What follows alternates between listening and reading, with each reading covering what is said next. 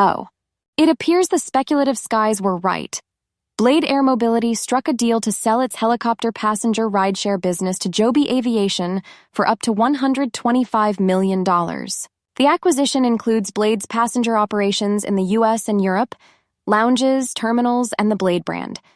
Joby will have the option to pay the purchase price in stock or cash, with $35 million contingent on performance goals and retention benchmarks.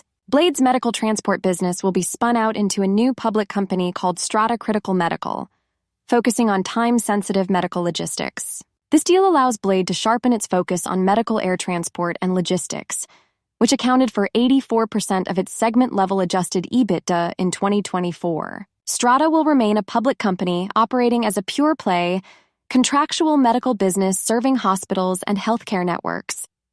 Trinity Medical Solutions, one of the largest air transporters of human organs in the U.S., will remain a wholly owned subsidiary of Strata.